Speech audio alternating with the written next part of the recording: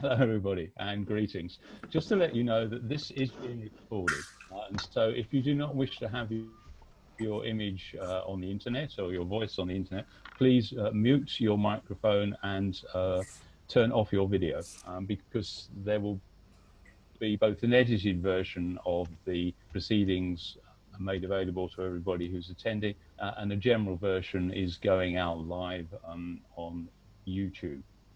So this is the first of 5 events which will be held this year in the run-up to a major conference in October in London, all dealing with case studies of metroisation of the railways, this process that has begun and is rolling out of increasing the frequency of services, increasing the efficiency of services, and increasing the impacts that railways have on the communities which they serve.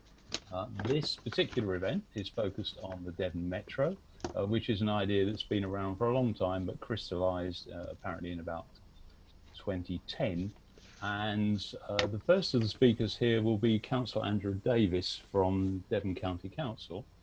She will be talking about the vision which this is necessary to have to introduce all this, and she will also talk about the delivery of new stations in which they have been extremely successful. It's a challenging market, but they have been very successful. So without going further, I will simply say that should you wish to ask questions, please do so via chat. If there is time at the end of the main speaker session, we will put your questions directly to the speakers. But in the second half of the event, we will allow you direct access to them to speak in breakout rooms. And I'll talk more about that when we get closer to it. But at this point, could I please hand over to Councillor Andrea Davis. Thank you very much. So good afternoon. I'm Councillor Andrea Davis. I'm the Cabinet Member for Infrastructure, Development and Waste, Chairman of the Peninsula Rail Task Force, and I'm from Devon County Council. As on this slide, you can see where our main stations are, and it shows the Paddington main line. And as there's several clicks, John, just to tell you, the next click will show you the West of England line, and then the third click should show us the Tarka line, and you can see there that Oakhampton is also shown. It does exist, but it's not a regular service. And if we can have a fourth click on this one, there's our strategy. So it's about access to existing stations, delivering new stations, which I'll talk about a bit more in a moment. Capacity, because the demand has grown exponentially, so there are longer and more frequent trains, and about the quality, comfort, efficiency, and information to encourage people to use the rail network. Next slide, please. So this is the Devon Metro map. As you can see, it looks very crowded on there. Devon is a very big place, and if you were travelling on our lines, then you'd realise that it takes quite a long time to get from A to B.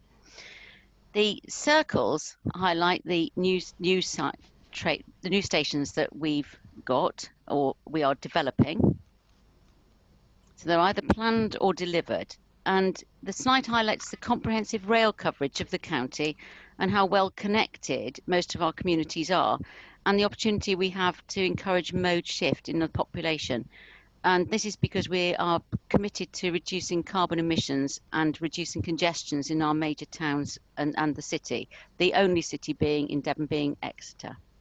So this is New Cork Station. It's funded from the New Stations Fund and Devon County Council Local Transport Plan.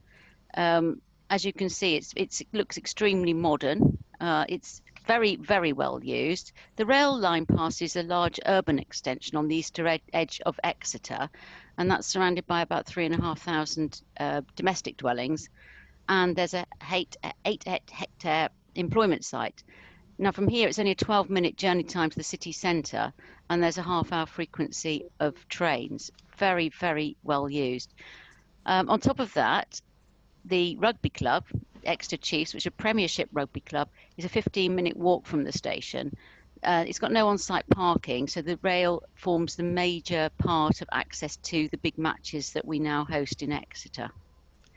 Cranbrook Station is probably my favourite station away from North Devon, I have to say. I use this quite frequently. So this was developed, is on a floodplain.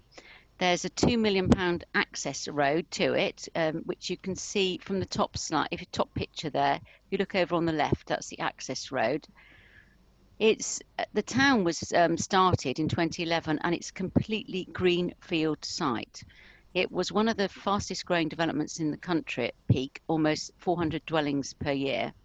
It's got a very young demographic for the area. That's East Devon. It's in East Devon District Council's area. And it's got 3 times the national average of 0 to 4-year-olds. It is completely different to anywhere else in Devon. There's about 2,500 dwellings now constructed, and we expect it to grow to about 8,000 dwellings. The journey time from here into the city centre is 9 minutes. It is very, very popular. It also has a very safe feeling car park, which is, again, quite well used. So this is the context about Marsh Barton, which doesn't currently exist. It's going to be cost around £14 million, and that I'll talk about where that money is coming from in a moment. It's a very, very strong site. It's in the heart of one of the city's largest business parks. There's around 7,000 employees there. But also, as you can see there, it's in a floodplain, by the floodplain. It's very attractive riverside walks. It's called the Riverside Valley Park, and is very well used by residents of Exeter. The other thing that's a big draw, you can see there, I've put in County Hall and the Royal Devon and Exeter. The RD&E means the Royal Devon Exeter Hospital. So it's the main hospital for the area. And those two sites together have about 12,000 jobs.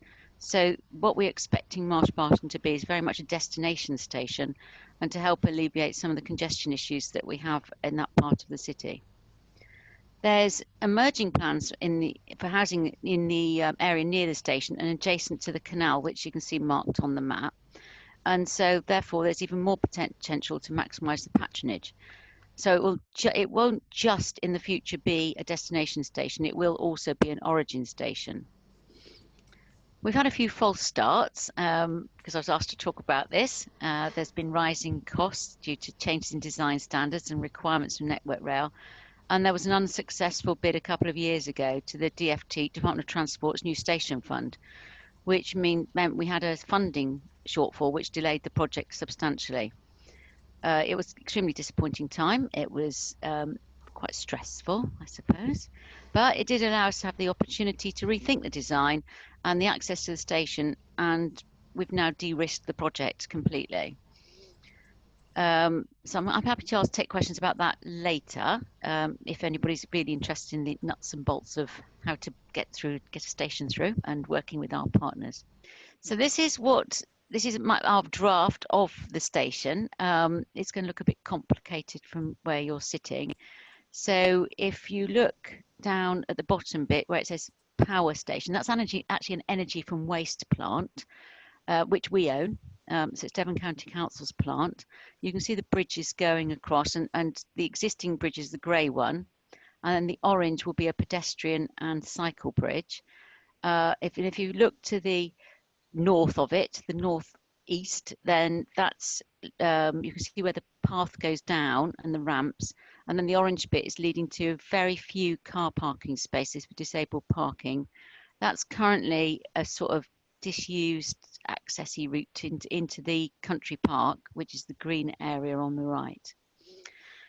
It's be a new bridge that we put in. The orange bit's the new bridge, and that's going to avoid the narrow hump road bridge. And if any of you have tried cycling across it, it's really not at all pleasant at the moment. So there's an advantage to existing users of the bridge.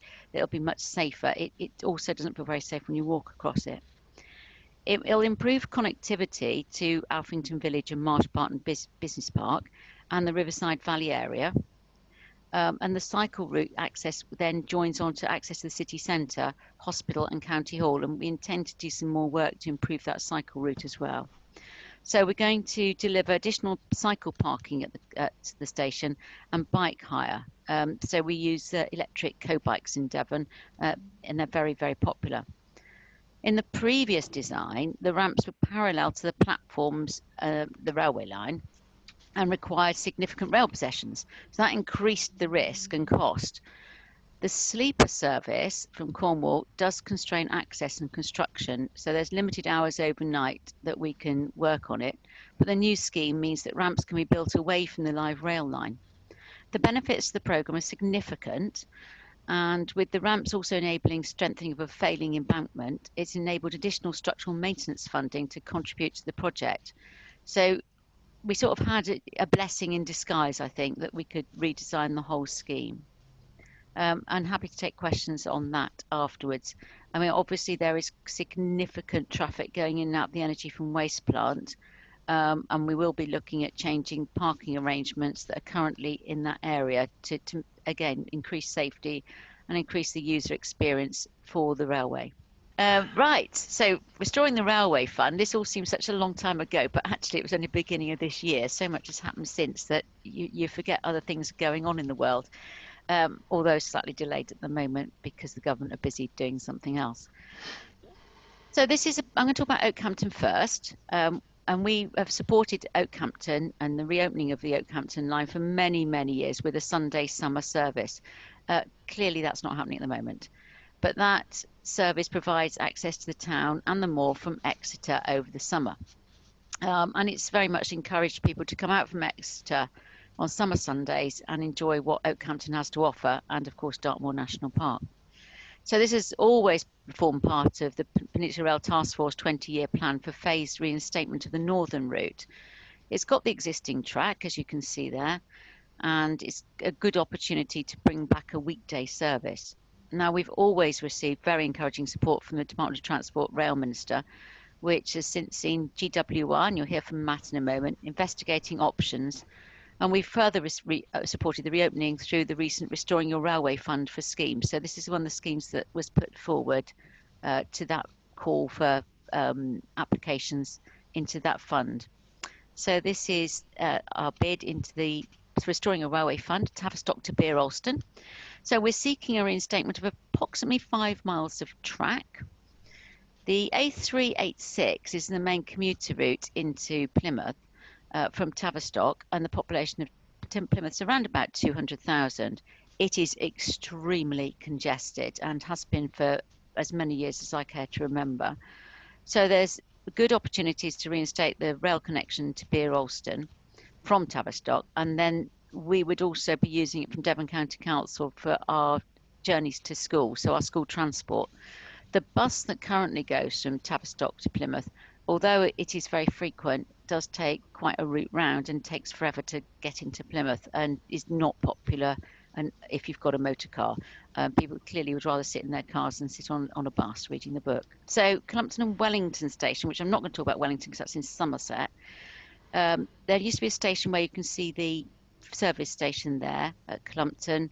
That went out of use back in the 1960s. The original station opened in 1844, believe it or not, but it closed in 1964.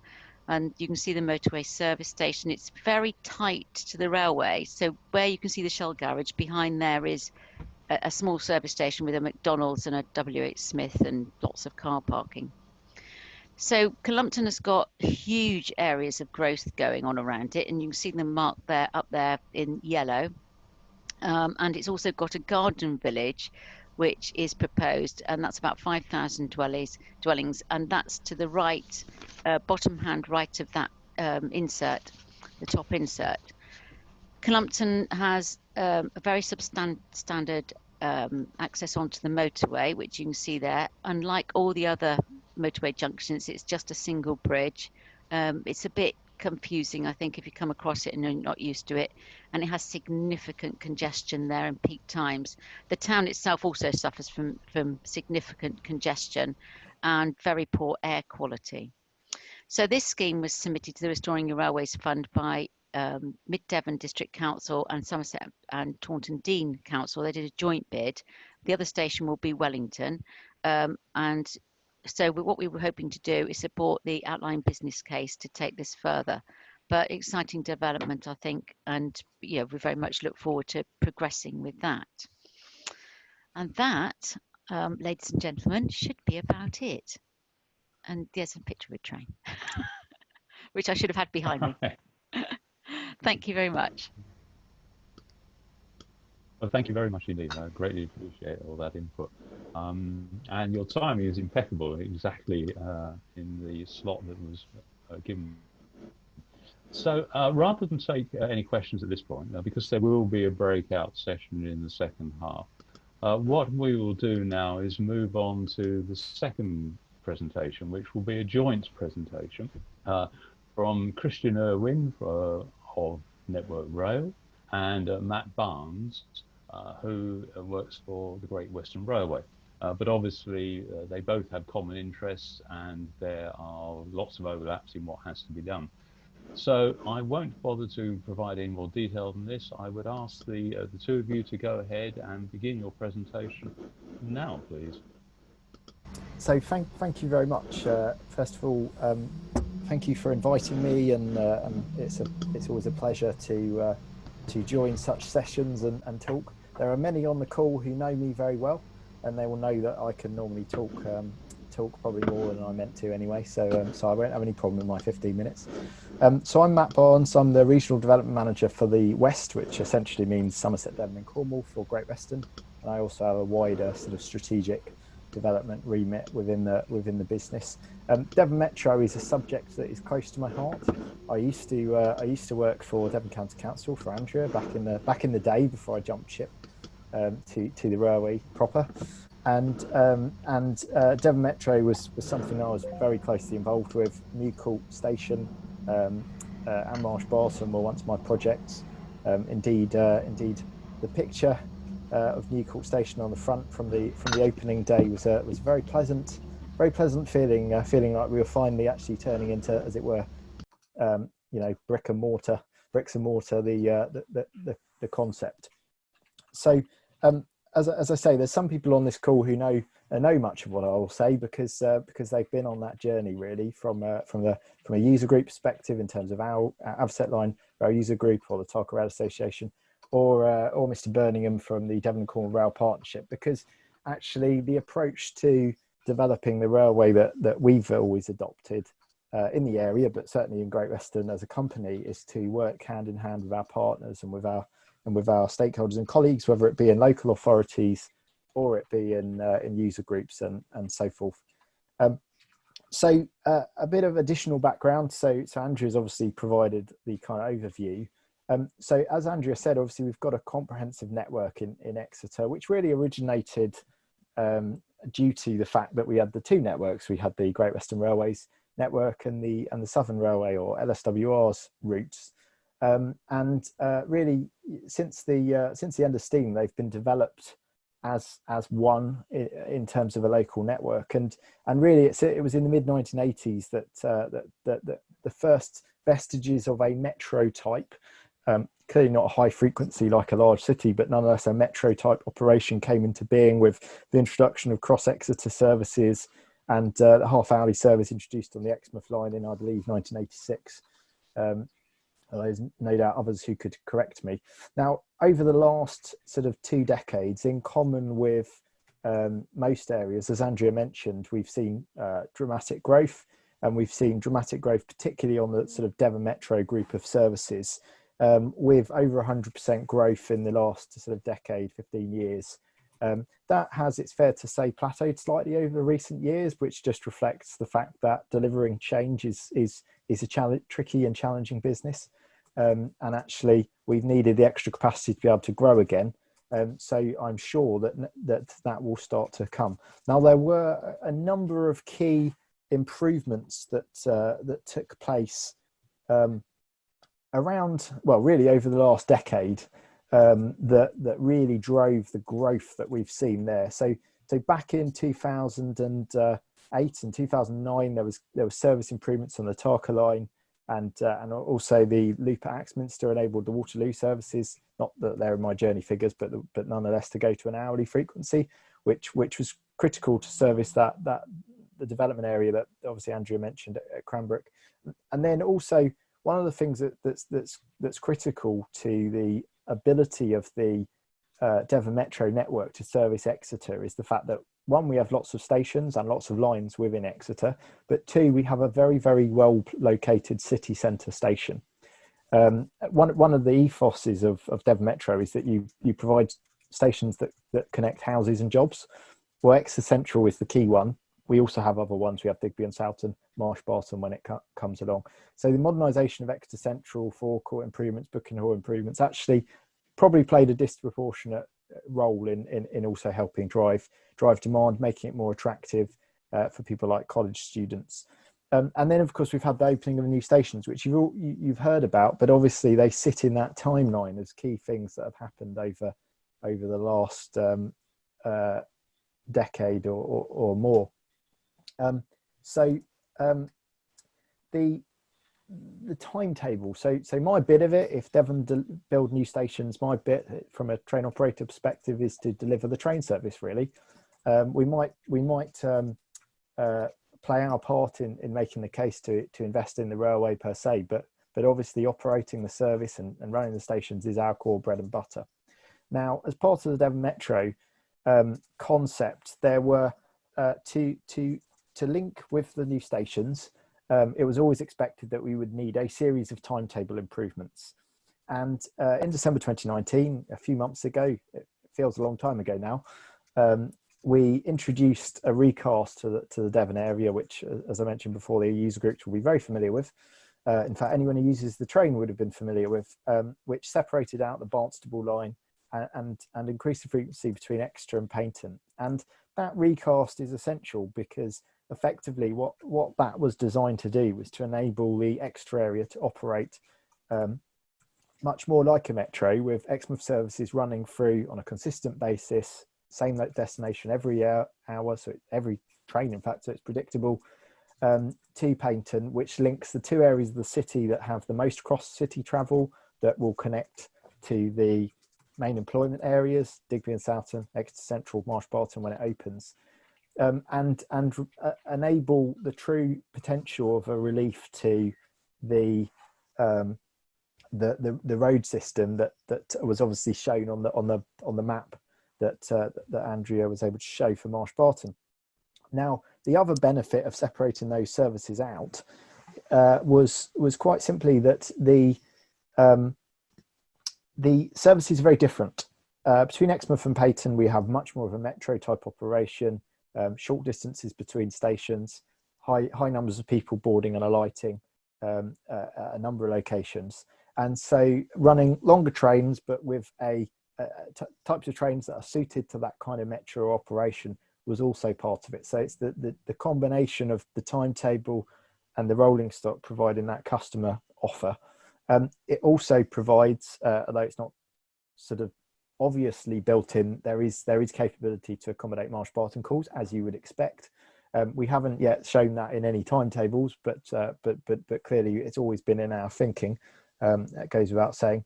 And the other benefit to Barnstable is the Barnstable line is very different. The Barnstable line is about getting people from North Devon to Exeter and indeed across the city, both quickly, but perhaps more relevantly, in comfort, to be able to do work, to go about one's business. And so separating the Barnstable trains out has allowed them to firstly go to a full hourly frequency, closing gaps in the peaks, and improving the service, so there's more trains arriving in Exeter before 9 a.m. But also to be operated with trains that are comfortable to sit on and work on, and will support the role of that route as as my colleagues at the TRA would probably say, a secondary main line, rather than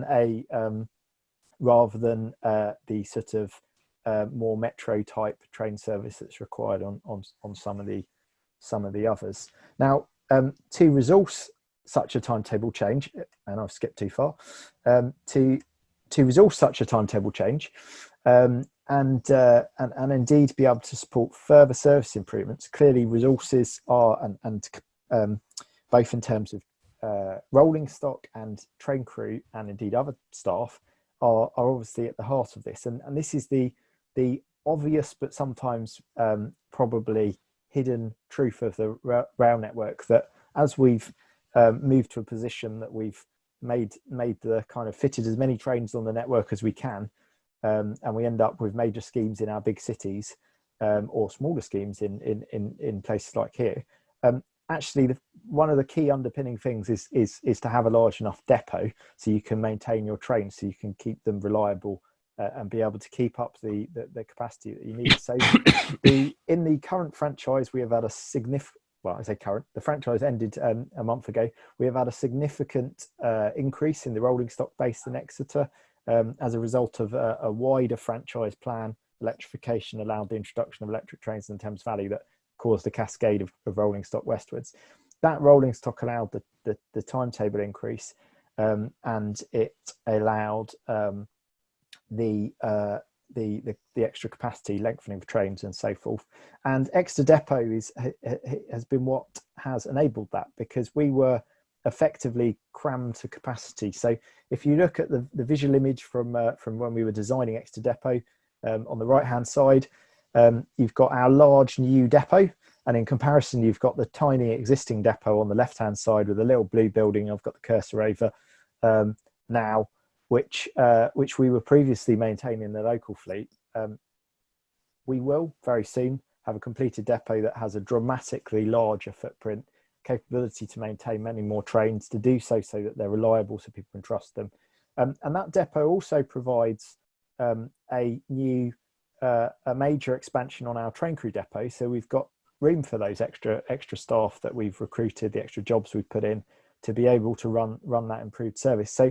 So investment like Exeter Depot, which is one of the largest investments in the areas, well, certainly Exeter's transport per se across the piece in many years,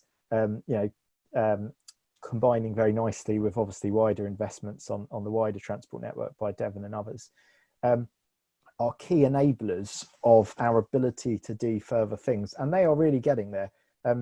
You get a sense of the scale when you look at a picture from the inside of the main shed. That's 2 5-car light maintenance roads and a 3-car heavy maintenance road, and a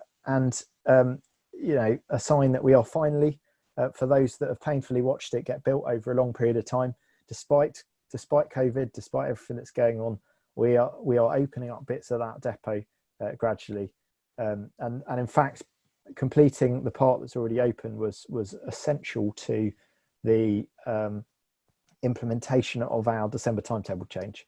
Now, in future, what do we do? And apologies for my mouse keeps skipping forwards when I move slides. So what do we do? Well, quite clearly, when Marsh Barton opens, we will look to accommodate it in the timetable. Probably the key thing for accommodating growth in the area is the increase of the service into East Devon's half hourly to Honiton or Axminster. That will give 2 trains per hour service to Cranbrook, to Pinhoe, all the growth around there. And the way that we, that as an industry, we would like to achieve that is, first of all, there will be a requirement for extra double track sections. So on the back of the planning process called a continuous modular strategic planning, Network Rail is working with South Western Railway and us on developing the case for that infrastructure. But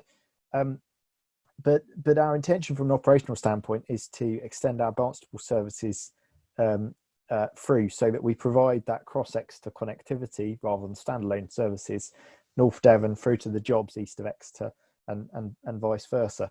Now, as Andrea mentioned, clearly the policy context that we operate in has changed over recent months and years, and actually the Restore Your Railway Fund position has created a very clear opportunity to progress key aspirations like Oakhampton.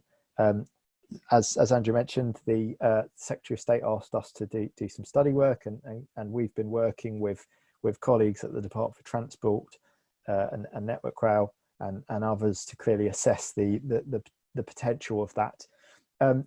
Also, it's created a fantastic opportunity to bring forward Tavistock, as Andrew mentioned, and indeed the Cullompton. Our ability to go beyond that is constrained by the existing network. So the existing network through Exeter was remodeled in the 1980s, and I know Christian will pick up a bit more on the constraints.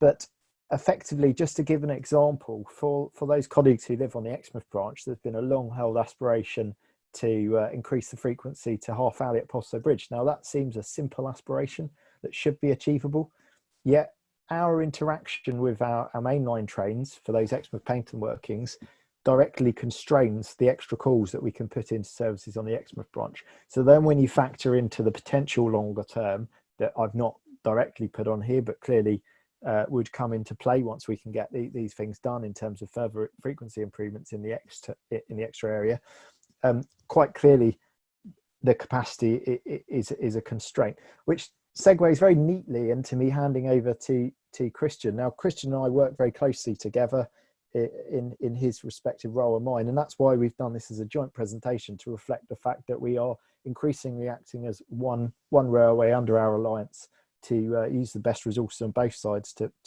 progress things. So, Christian.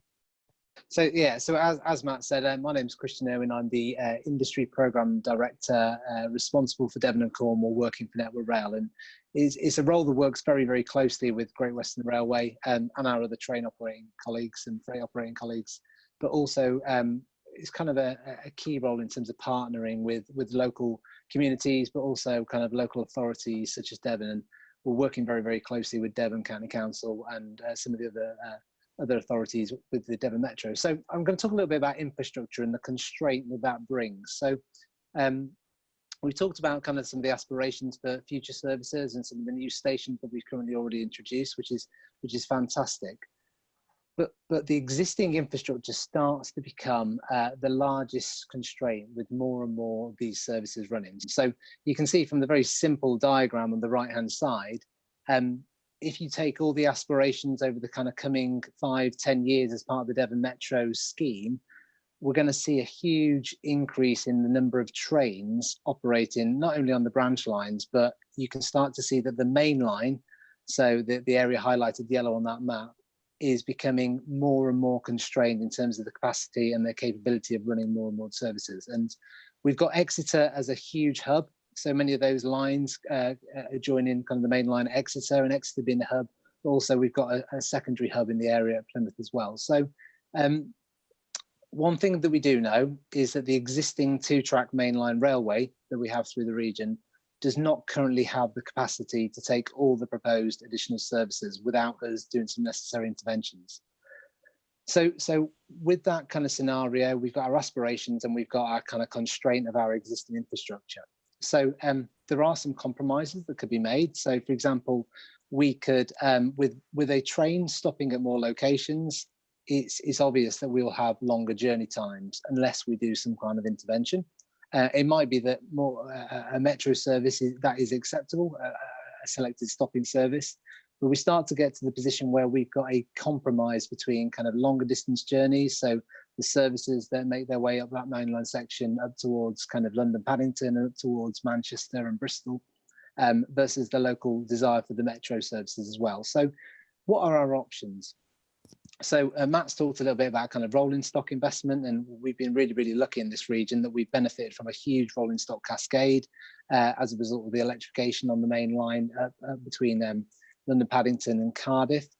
We've also got new IET electric trains running through the region, the bi-mode trains that run themselves down all the way down to Penzance.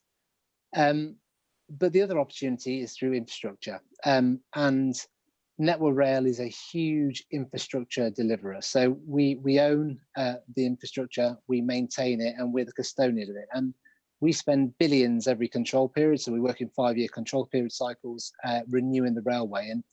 And when we're renewing the railway in certain areas, it is the prime opportunity to deliver enhancements. So the best synergy and the best efficiency we can get is off the back of renewals. So whilst, forgive me, it's outside Devon, but it's a really relevant case study, and it is kind of very key to the Southwest. So I'm going to talk a little bit about kind of an infrastructure investment that we did in the last control period. So there was a desire by Cornwall Council and also supported by the Peninsula Rail Task Force to run an additional hourly service between Plymouth and Penzance in order to double the capacity between there.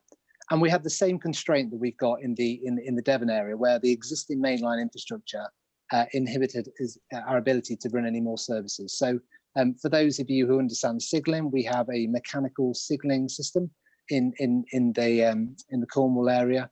And absolute block essentially means once a train has left the control area of one signal box, nothing can enter into that section until that train has appeared at the next signal box. And those signal boxes might be 14 miles apart in some cases. And obviously that has a massive constraint on the amount of services that we need to run. So what we did was and we're not talking about a really complex novel signalling system here. That we've introduced the likes of Thameslink, but we developed a scheme that was multi-funded, £25 million, and through the installation of 22 new signal sections and a brand new signalling system, which resulted in as modifying the panel at Plymouth and some new signalling panels at Rosskier and Lostwithiel, we were able to double the capacity of trains that could run through that section.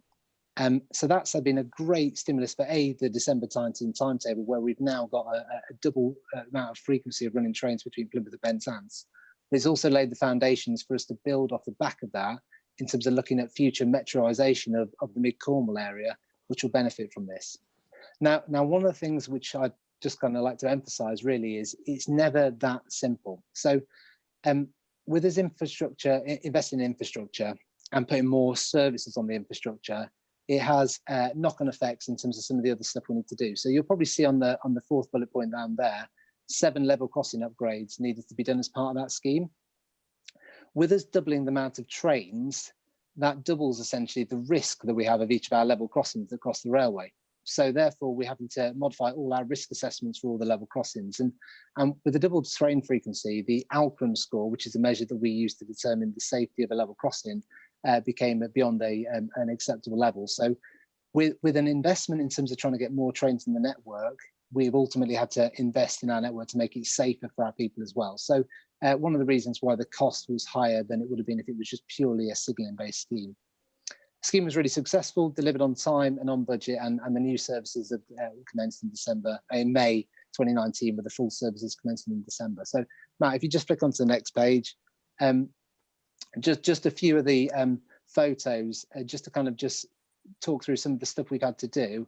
I won't go into too much detail, but the bottom right-hand corner is really interesting.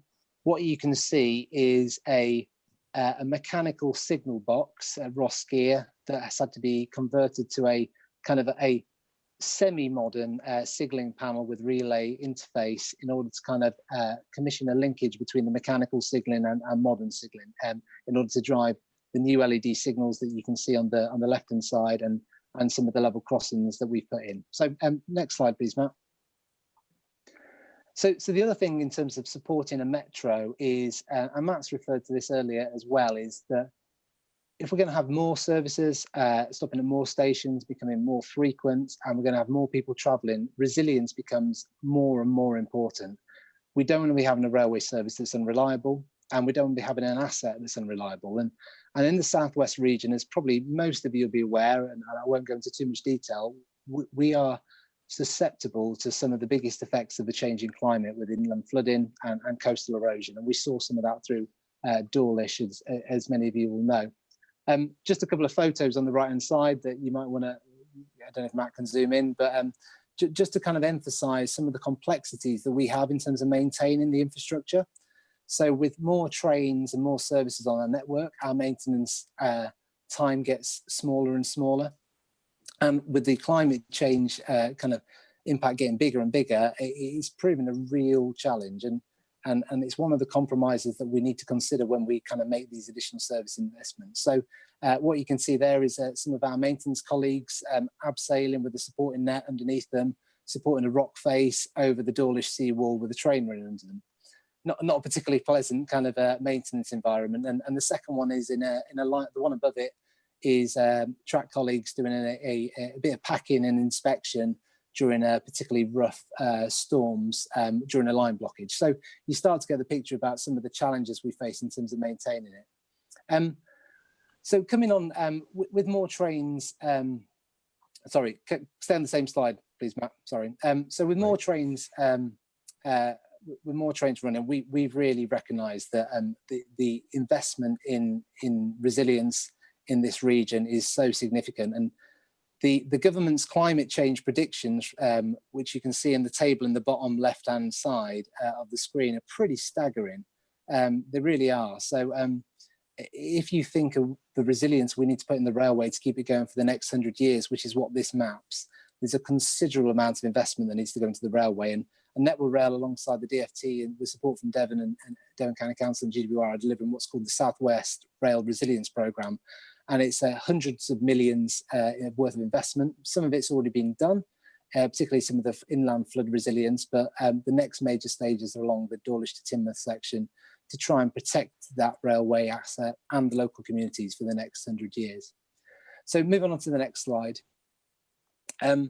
So as Matt said, we're changing. So historically, over the last kind of 2, 3, 4 maybe control periods, that the Network Rail has kind of been a separate entity really to kind of train operating companies and probably a lot of our local communities. And many of you might have seen some of the recent announcements, but Network Rail, we're transforming ourselves as a business. So we're putting ourselves through the Network Rail's Putting Passengers First transformation programme. And what that really means is we're becoming a company that's on the side of passengers and freight users. We're trying to embed ourselves as a customer service provider. That is ultimately what we're there to do. We are there to facilitate a railway to run trains on for the people and the freight of our country. We are an engineering company, we are an asset steward, but our mindset, the reason we exist is customer service, to provide a reliant, resilient railway. So that is coming to the forefront of our minds. We need to provide the best possible service to our passengers and freight. And what we've also done is we've devolved the business. Rather than being a centralized business, we've devolved to 5 new regions, which has enabled us to do local decision making. It brings ourselves closer to passengers and communities we serve. And one of the benefits is that one of the things that we've done as one of the early stages is the creation of industry program director roles, such as myself, where the role is really to collaborate and work with our train operators and our local communities and authorities to really build the strategy of what the region wants, to try and drive that through. We've been working as an alliance with Great Western Railway since 2016. I won't go into the detail, but there's a little extract for one of the publications, but that has been really successful. And bringing track and train together is a massive ambition of ours. And it's the only way we're going to get better service and better provision of capacity for our passengers. So these changes have and will enable collaborative working between Network Rail, Great Western Railway and the DfT to kind of really drive the ambitions of kind of the Devon Metro. And so that kind of helps us bring together the industry-owned future strategy. The railway strategy shouldn't be driven by Network Rail or the DfT or GWR or Devon County Council. It should be driven as an industry collectively. And you can see some of the graphics there from the Peninsula Rail Task Force documentation, closing the gap. Just looking at some of the kind of capacity and comfort requirements, resilience requirements, and journey time savings. So these are the real key things that we need to take in terms of our strategy and building for the Devon Metro. And it's not all about the journey. It's often about the experience as well. So it might be fantastic to have a train that runs on time every time, but if you can't get a seat and the train's dirty and you can't get Wi-Fi to connect to your emails the way you're on the train for an hour, that isn't going to encourage people to kind of continually use the service. So we need to consider all three in together. So we talked about resilience, we talked about capacity, and we're currently looking at a study about assessing the 3G, 4G coverage of our railway across all lines within Devon and Cornwall to understand where we have got Wi-Fi issues and 3G and 4G issues. And there's a very easy solution to provide line-side mobile coverage using our GSMR network. And it's something we're really eager to kind of pursue. And it's a great opportunity that could really benefit the Devon Metro. So just to finish off really is that we've now kind of got ourselves into a position where organisationally and structurally and collaboratively, we can shape the future of our region and we can realise the Devon Metro. And coming back to the slide that Andrea presented at the very start, access to new stations and existing stations and even reopening old stations, the capacity to provide longer and more frequent services, and also the quality and comfort and efficiency and information provided to our passengers is absolutely key to a successful metro system. That's me done. Oh, well, thank you very much. I greatly appreciate that, Christian.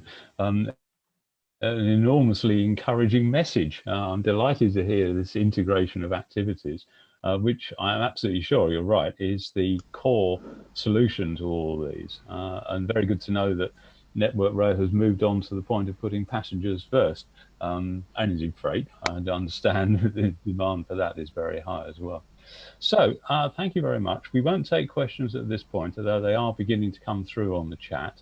But we're running a little bit behind schedule. So Camilla, could I ask you to launch into your presentation about connected cities, please? Great. Okay, so I'm going to cover a sort of outline of what the Connected Cities is about, the sort of goals and opportunities that arise if you adopt this methodology, and the sort of key principles. And then we're going to show you a bit about how that is applied to Devon next. So, I mean, first of all, the core principle really is of the Connected Cities is actually focusing growth along existing rail corridors. So either underused corridors, highly used corridors for that matter, and closed lines. So it's basically looking at the fact that we've got an existing railway system and that we are saying the growth really should be happening along those railway corridors. Next. So the core philosophy is to think about our future growth, the UK's future growth requirements, but in a way that is low carbon, so low carbon living, designing out car dependency and designing communities that rely on public transport. And what this system does is it brings together sort of through good public transport, town planning and urban design. Next. So the type of communities that the Connected Cities model anticipates is sort of along the Garden City principles. They're moderately sized settlements, as I said earlier, not car dependent, but very good public transport access.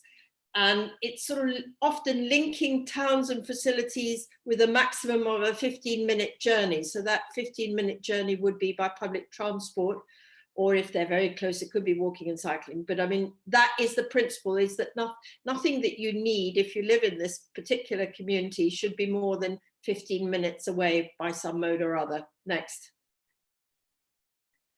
And it's very much about sort of creating livable neighborhoods. So it's sort of the Garden City principle of lots of green within the settlement area where people are living, the residential areas.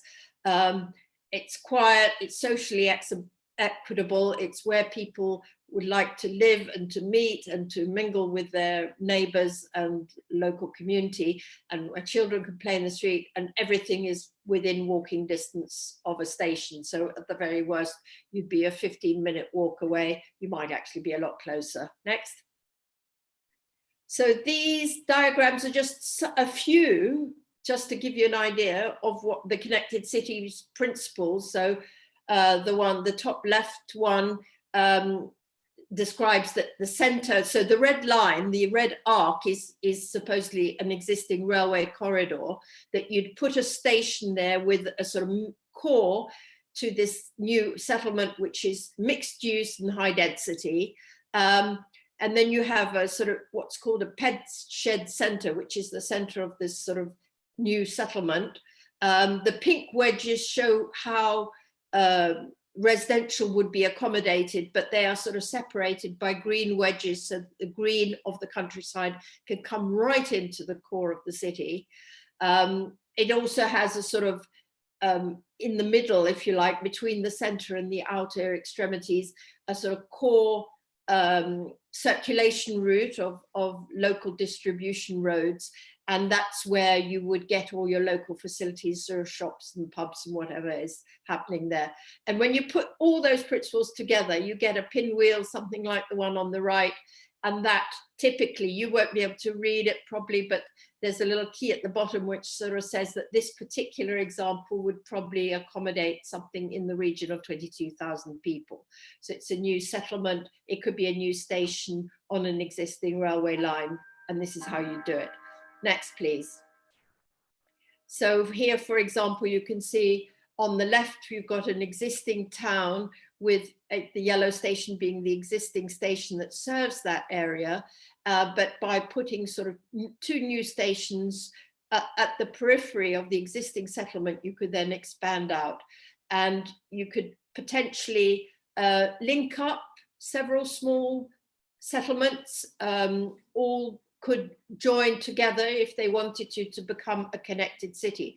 So by individually each one growing, and then they all sort of, there is a sort of overall strategic plan that says where perhaps education is or where medical facilities are and so on, retail, leisure, and then they all form together as a cluster, but separated, but all connected by a 15-minute railway journey at the most, all the facilities, and you get a connected city. Next. And this just shows that wherever they are, basically you are designing for no more than a 15-minute journey. Next. So these are just some of examples in Devon. So looking at the Devon Metro and just showing how it might look if you actually apply the Connected Cities principle. And basically it's might be difficult for you to see the legend, but I mean, basically we've got sort of existing stations, which are the yellow ones, and then you've got sort of orange ones, which would be sort of a hub settlement, and then you've got a proposed new station. So that yeah, I mean, you've basically got the proposed new stations that the Devon Metro is proposing, but then there's also, and you can't see this very clearly because the green and the blue look very similar, but also proposed new stations that the Connected City is suggesting you could add in over and above what's already being proposed. Next. So I'll just go through these quite quickly, but this is what Greater Exeter might look like. Next. And Greater Plymouth. Again, you know, here you've got already a lot of stations in close proximity on the western side of Plymouth. Next. And Greater Exmouth, so up the sort of watershed. Next. And this is the line up to Greater Barnstable. Next. I'm going through these very quickly because Brian is going to explain more detail the thinking and the applying the methodology. Newton Abbot, next. Calstock, next. Copplestone, next. And then we've got Oakhampton, next. Newton Abbot, and next. So this is in more detail, so zooming in, this Totnes, showing the sort of radius of a new settlement of the Pedshed, and showing that you can probably just about make out the yellow line on across the watershed and how that works. So some of the development zone would obviously still be watershed and therefore natural blue-green environment, but it's within, so you have, you develop obviously the dry land, so to speak. Next. And this is Dartington. Again, there you're seeing the existing and then proposed new development to the left, or to the west, I should say. Next. And this is Darrington, similar thing, smaller settlement, but you can sort of see, I mean, same size settlement, but smaller, I mean, less complicated, I guess is what I'm trying to say. Next. And that's it. So I'll hand over now to Brian, who will explain to you in more detail the slides that apply to Devon and the thinking behind it. Thanks. Right. Well, this is Exeter Connected City, and this is, as Camilla pointed out, based on 15-minute travel times. Although it looks, it's surprising, obviously, if you have a large number of stations, your travel time is slowed down. Even though at present it doesn't really have a service, but it's always been part of the aspirations of Devon to develop this and maintain it. And of course, there is actually track to the west of here, but that's a different issue altogether. The circle there, which is in light blue, is actually a proposed station that's on the Devon Metro map and is intended to service a new housing settlement. And so, again, we felt that it was important to include it in this. So next, please. Greater Newton Abbot connected city, potentially. Now, all of the yellow circles here represent existing railway stations and potential development areas around them, each of which is 1 kilometre in radius. The two green ones, however, represent what we think are potential new settlements, because one of the requirements of connected cities is that it looks at the long-term growth that's taking place in this country. And by 2050, there's, according to the Office of National Statistics, there's going to be more than 80 million people in this, in the UK. And as a consequence, we have to find somewhere to put all these people. The intention of the connected cities is that each area should take its pro rata share of the growth, or at least plan for it. And if it chooses not to plan for it, well, then it has to provide means of assisting other parts of the country to take that growth for them. So this is Totnes, that already has a station. We would propose development around this station within 1 kilometre of various kinds. First of all, preserve anything that's good there, which is going to be the bulk of it in this case, and particularly to preserve areas that are prone to flooding. The indication on the right is where the flooding would occur. So there's only a limited growth capacity within the area immediately around and within Totnes. However, in Oz, the right-hand yellow circle is the Totnes circle we were just looking at. The left-hand one is a potential new development around a new station at the point where the railway is. And this is not affected by the flooding area. And so potentially there could be a settlement of at least 30,000 people in this area, all of whom will be within the critical 15 minutes for walking. The third kind of proposal that we put forward is for entirely new standing settlements that aren't an extension of any existing. Darrington is not a connected city, actually, it's just a ped shed, but it will be a new settlement, again, with about 30,000 people, and it's roughly halfway between Newton Abbot and Totnes on the line.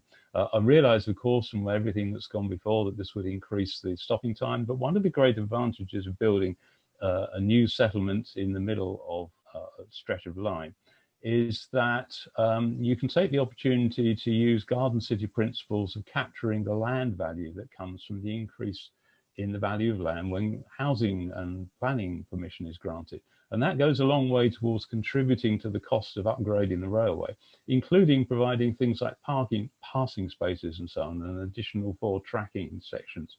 So this is the kind of approach that we're considering.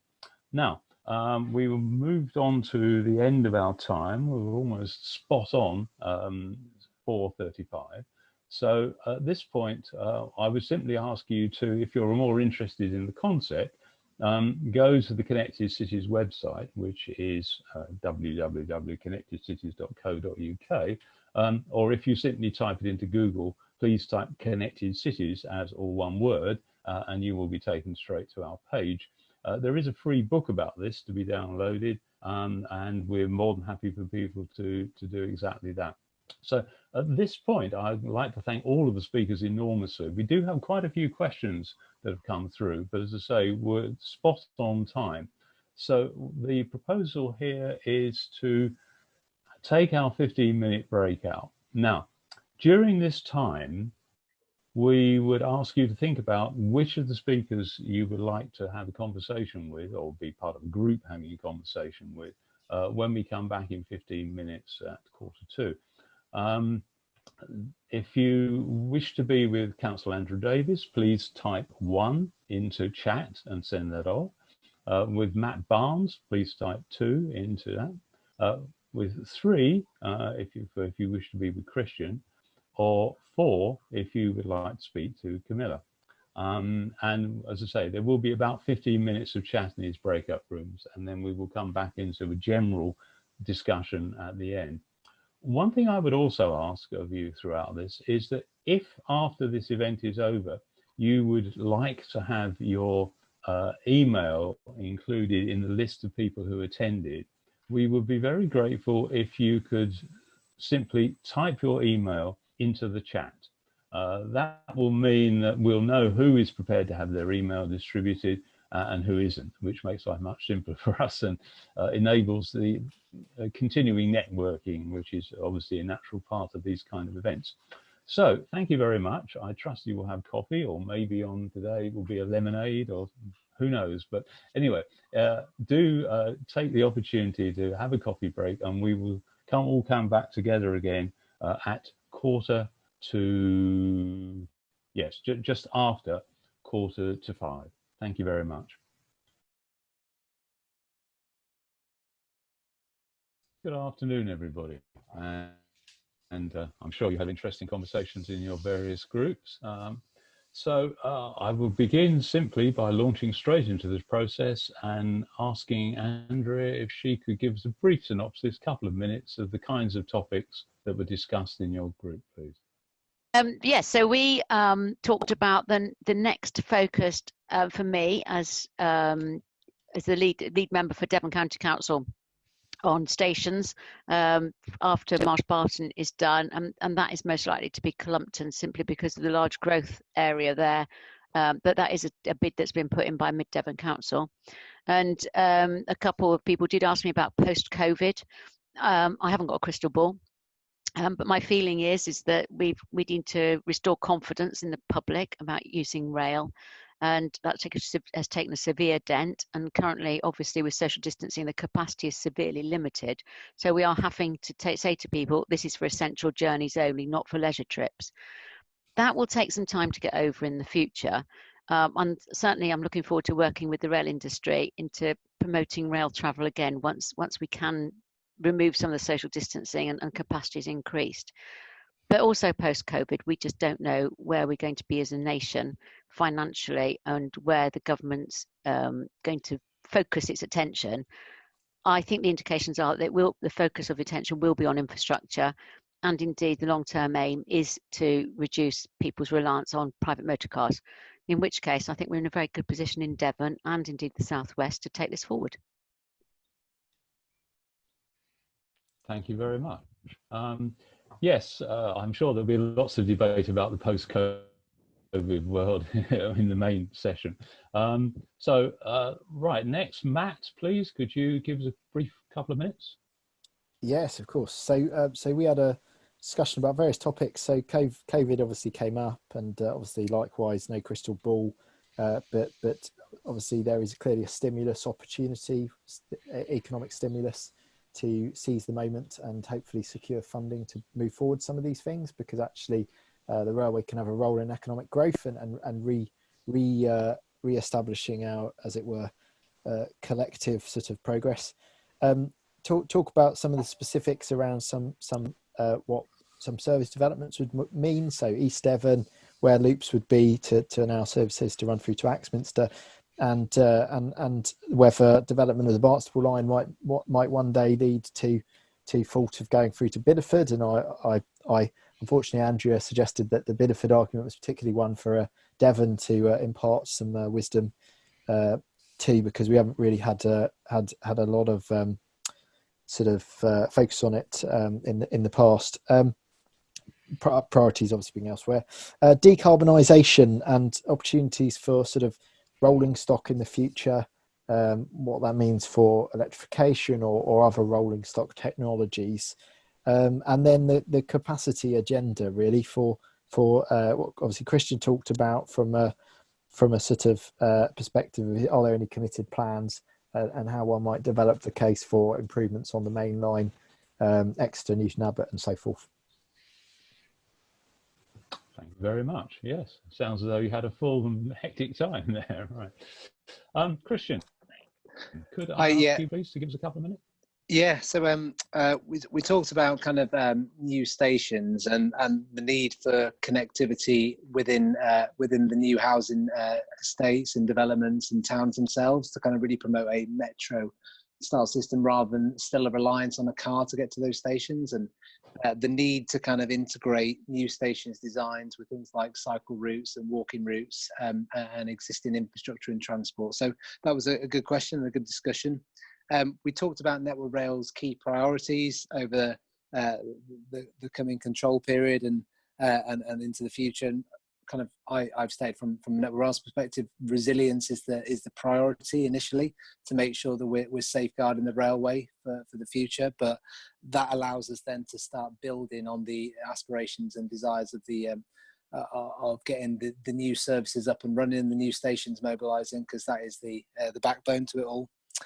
We talked about station costs and opportunities for how can we make stations cheaper, and we talked a little bit around the difference between Newcourt and Marsh Barton and some of the challenges and complexities of one versus the other.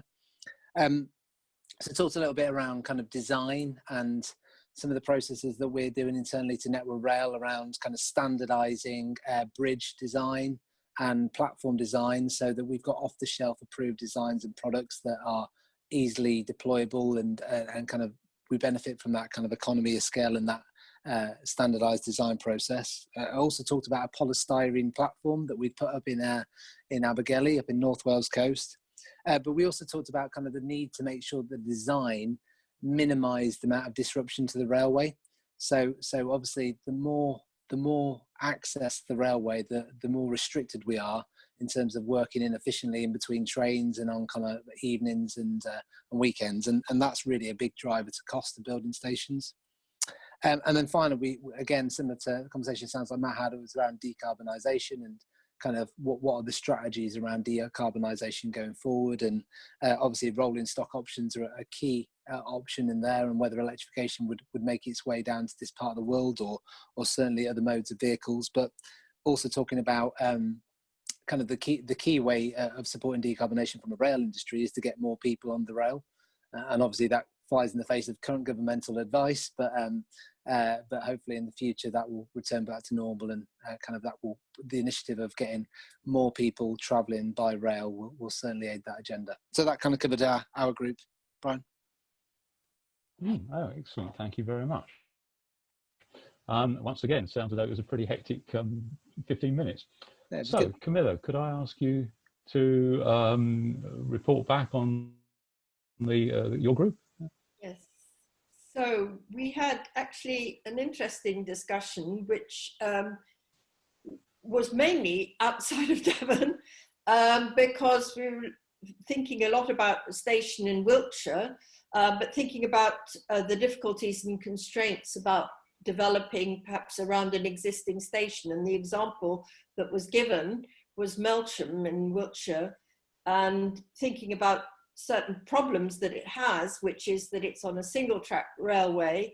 It used to have 1 service a day. It's now got 8 services a day, which is an improvement, but it's still a single track line. But it's now the station, which was a sort of single car platform station, is now can accommodate 3 cars. So there have been improvements, but obviously the issue is how do you actually run a significantly better service on a fairly meager system, that the infrastructure not really being adequate to grow. So I mean, and then there are other issues around it, which of course, like having to rebuild bridges, for example, if you're going to expand the station and so on. So we talked a lot about the sort of issues of what exists there and what the opportunities are there and employment and stuff like that. And what it's very clear is that every station comes with its own problems and its own opportunities, and the choice of which stations you choose to develop or where you choose to put in new stations is very much around actually the feasibility and the ultimate cost. How complicated is it going to be? Does the railway need to be 2-track, 4-track? Does the station need to be massively enlarged? And in which case, you know, does that come with a huge cost that it's not viable? So, I mean, it's ultimately thinking about finding places where you can make these improvements and enhancements without too much impact and requirement for extra infrastructure. So that was kind of where we went around and about, but based in Wiltshire. Right. Okay. Thank you very much. I must admit, I was in this group, and one of the statistics about this particular station, Melksham, was that before the improvements in service, 3,000 was the number of users. After the improvements in service that went up to 8 trains a day, it went up to 75,000. And the longer term predictions show that the potential capacity for 250,000. So simply providing bigger trains and more of them produced a dramatic increase in number of users. Right, so this is now the open floor discussion. The floor is yours. Anybody can contribute at this point. If you could let us know, we would appreciate it if you kept your mic muted during the time, if possible, to avoid background noises from animals, cats, creatures, small feet, etc. But when you're speaking, please do unmute your mic. So at this point, I will ask anybody to ask questions or put forward proposals. Next year will be the 30th anniversary of the Devon County Council Traffic Calming Guidelines. And this was an absolute landmark publication. I know one of the breakout sessions, there was a discussion about connections within towns and making the railway stations very easily accessible by walking or cycling rather than by car use. I was going to suggest some sort of a celebration, something to mark the publication of that document, which was instrumental in influencing Manual for Streets and indeed the Scottish guidance designing for streets. They actually pinched graphics from the Devon County Council traffic calming guidelines. And well, anyway, so that's one suggestion. It'd be great to celebrate that in some way. And it's something that Devon County Council can be justly proud of. And I suppose the second question is, what can be done to improve conditions for pedestrians and cyclists, given the resource constraints? Andrea, could you comment upon the the facilities at Devon County Council for producing such a landmark document, please? Yes, I have to say I haven't actually looked at this, but I've written myself a note so that I go and find it post haste and better have a look at it as it's so famous. Killy hadn't ever reached North Devon or Exmoor. So at the moment we're inviting people to come with their suggestions. The Prime Minister announced a large amount of money last week for active cities and getting people on their bicycles and walking more. And that's been a long-held aspiration of Devon County Council anyway. So you can go to our website. I can send anybody the link if they want to email me and put in your suggestions for Devon. So we'll be focusing on commuter type cycling and walking rather than the sort of long distance paths. This is about getting people out of their cars, doing their regular journeys by other modes of transport rather than using their private motor car. So, I think the future looks great for Devon. We've always been really very active about trying to get more people cycling, and our cycling network's brilliant. Obviously, it's a very, very rural county. I'm not expecting to see anything in my patch, to be honest. We are totally reliant on the private motor car, but that's the way it is. But if I go to Exeter, it's very easy to cycle around. And the new development I mentioned that is likely to come to the other side of the station, that is being planned to be totally car free. So those people that move into the development there will be looking to use the public transport. They will be able to easily, because of Marsh Barton, get on a train and easily get around the city. And I think that's a blueprint for how we ought to be looking at some of our other towns in Devon. Well, that sounds immensely encouraging. And Thank you very much. Can I make yes, I like the idea of car-free developments in that part of the world. Yeah. a personal invite? Would the councillor like to be involved in some sort of celebratory event next year? I'd have to. I don't want to be be sad about this, but I daren't commit ourselves to anything because I just simply do not know what's going to happen. I think first thing I'm going to do is go and find these traffic calming guidelines and look at it. But yes, if there is something going on that we can be involved in, I haven't got a problem with that at all. But I can't commit the county council to anything at the moment until we are sure where we are with the things that we need to get on with, and that in my area it's building infrastructure and making sure our waste services are working properly post-COVID. Sorry. No costs sort of event like this, I think. Oh, no, that's absolutely fine, and I'm very happy to be involved. Brilliant, wonderful, thank you. Right, well, thank you very much, Robert. Next person would like to comment. Yeah. The government's £500 million funding for rail rebuilding schemes, could I just clarify, was that money to fund feasibility studies, or was it actually to be put towards the rebuilding work of the chosen scheme? Do we know how it's meant to work? To whom I don't is this know question directed? Is it me? Ah, right. I can answer. Yeah. I can probably pick that up with probably a little bit. So the Restoring Your Railway Fund is the Beach and Reversal Fund from the government. It's kind of got three legs. Leg one is an ideas fund. So anyone can kind of apply for up to £50,000 worth of funding for initial concept development for any kind of idea associated with restoration of railway assets. The second one is accelerating of existing proposals. So where there might be a scheme such as kind of Wellington and Cullompton, or kind of Tavistock or Oakhampton, or those kind of schemes where there's been a lot of development done historically, that is where an application can go, and there's no particular cap in terms of the amount available. And the third part is around new stations.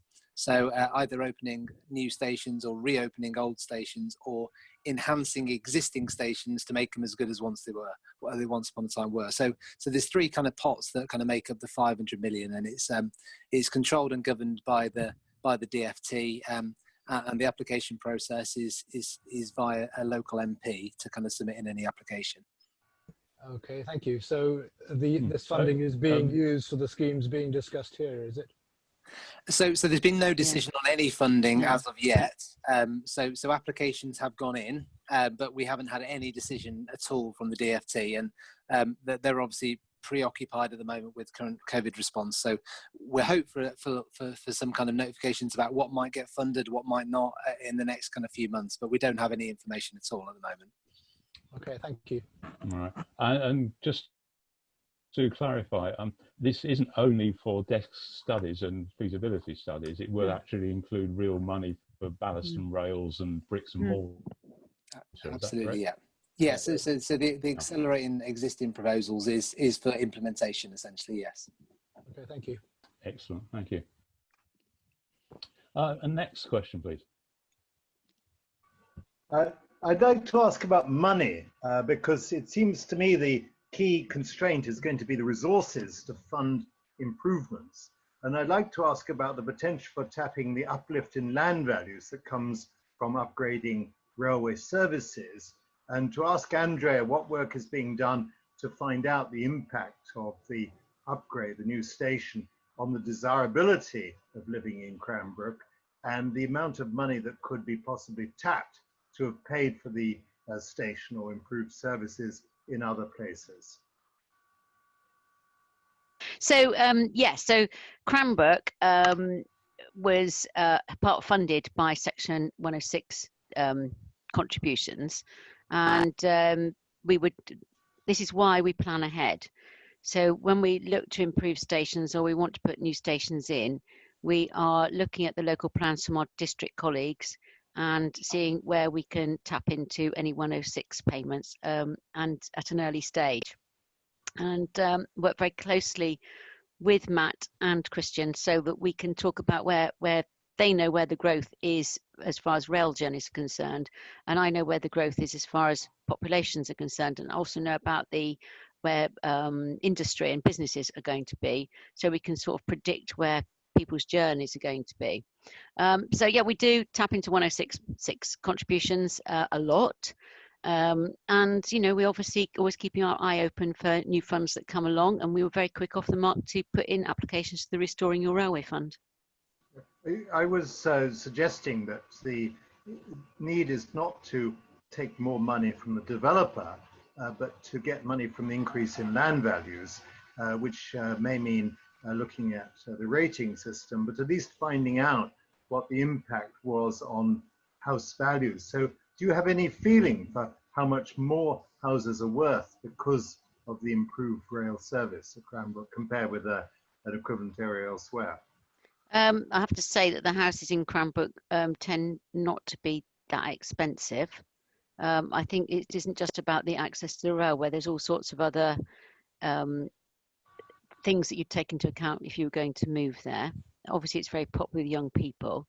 I mean, I'll have to go and look if any studies been gone into it. There's many studies gone into Cranbrook, but generally focusing around the demographic and the facilities, and to be honest, the health outcomes. I was very involved with health outcomes, and probably that could have been done better about providing health facilities in that really rather disconnected place, except for buses and trains.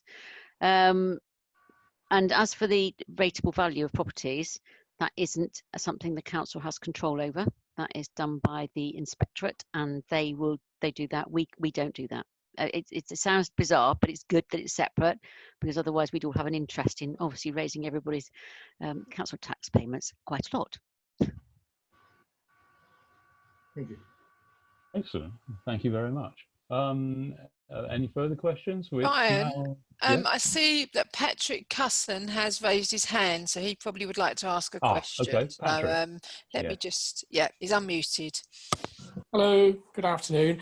Following the application for the government funding for restoration of currently disused lines, can we be more optimistic now than we were perhaps 12 months ago for the restoration of Burost and Tavistock? That was very much sidelined about 12 months ago. Yeah. Am I unmuted? Yes, you are. Yeah. Yes. So, well, we can be as optimistic as we can be in this uncertain time that we're living through. Certainly, the bid's in. Working very closely with Matt and Christian to take it forward. But until we get some announcement from the government, obviously, you know, we can't do any more. So, can I say, you know, the question was, am I more optimistic than 12 months ago? Supremely so, yes. Yes, I'm much more confident that we might actually get somewhere. Because clearly many studies have already been undertaken, engineering studies and so on and so forth. And as you all know, as a county councillor, the land is mostly in your ownership. Yeah. Structures are in good condition for their age. So I would have hoped it may be a front runner, but who knows? Well, I'm looking forward to travelling on a train all the way to Tavistock. Yeah, I'm not sure I'm going to live long enough, but I'm sure you will. Keep breathing. That's the trick. Well, as long as I stay indoors, I should be safe. Yeah, so social distancing and washing hands is what we need to do. Okay, thank you very much. Thank you. Excellent. Thank you very much. Brian, I have one other question. One more question, I think. Do you want me to raise that with you? Okay. Yes, the question came from John Webb, and it said, could light rail be piggybacked about an existing railway? Could a main line dip under bridges, though existing tunnels could be a problem unless they could be double-decked? I don't know whether John wanted to cut in with that at all. No, you said it. Thank you. So your main question is it possible to run a light rail somehow in conjunction with heavy rail? Is that the core question? Well, it's more a matter of whether it can be put above the existing railway. For instance, in an embankment, you could easily imagine this. Across the countryside, the implications of cutting out the view, you get to a problem when you get to a bridge or tunnel, unless the main line can dip underneath that. But it's really likewise putting cycleways alongside existing railway lines It's a matter of trying to increase capacity where there are at present bottlenecks or even a single line, as in the case of Melton. Thank you. Right. Would either Matt or Christian have a response to that, please? Well, as I haven't answered any, I'm happy to pick it up. So clearly, light rail running on the current heavy rail routes is something that's has been done in Europe and tried elsewhere, but it comes with its challenges. Putting them above, well, the simple answer is you would need to go a long way down to be able to fit them through a tunnel. So much so that you'd be essentially building new tunnels, which of course is possible, but at an enormous cost. But in terms of cycle routes, I think clearly Devon has extensive experience of delivering cycle routes alongside railway lines, because that's exactly what we've got along much of the Ex-Estuary Trail. That is mostly on greenfield land, and that tends to be the better way to do it. On alignments where there's a former double track line, for example, and one wants to put a cycle route alongside, it often seems like a great idea, but actually the envelope required is quite significant, not least because one of the things that we've learned as an industry is you don't want to hem things in too much, because when anything breaks, it's a lot easier to maintain a railway and keep the services running as much as possible, getting into Christian's area, if you have enough room. So there are often challenges, but putting cycle routes alongside, if they're physically separate, that's certainly something that's been done and can be done more of where there is the physical space to do so. Well, thank you very much. Thank you. I mean, presumably it's possible to integrate cycle routes into emergency maintenance areas, isn't it? It can actually be beneficial in certain respect. All right. Well, thank you very much, everybody. We're coming up towards the end of our time. Obviously, the great question is, what do we do from here in terms of COVID and so forth? And I must admit, like probably everybody else, when the first, the current restrictions on the use of public transport were initially introduced, I was somewhat despondent. However, I'm beginning to think that actually, like so many things, it could turn out to be a blessing in disguise, because what is happening throughout the country is that public transport providers are being asked to increase the frequency of their services and the capacity of what they're doing in order to compensate for social distancing. And so maybe in a few months' time, we'll have got used to the idea of running a lot more buses and a lot more trains, and the government will have given the money to make this happen, and then say, well, okay, over to you, we've done it, you use them. So it could well be that in the long term, this turns out to be very beneficial. I trust that is so. Thank you for everybody who's sent their email in. Just a final reminder that if you wish to be included in the list, do send your email in now. We are having future events this afternoon. This is the first of selection. The next will be Northumberland line, which is connected to or an extension of the Tyne and Wear Metro, although it is not being developed by them, it's being developed by Northumberland County Council. And that will take place on Wednesday, the 24th of June, subject to everything coming together, but that's our current target. In July, we'll be looking at Metro West, which is Bristol. August, the Rochdale Rail Corridor, where there are lots of proposals there to dramatically increase the number of settlements around existing stations and to introduce new stations. And then finally in September, we'll be looking at the Oxford Metro and all the proposals there. So do watch this space, do please stay engaged. You will be notified as these things come along and of anything else that is relevant. I would like to express enormous thanks to our speakers, all of whom have been absolutely superb and demonstrated a great deal of understanding, knowledge and ability. So thank you very much. I would, under normal circumstances, be asking you to clap, but I don't think it's entirely appropriate in these. But do please accept all our thanks. Yeah.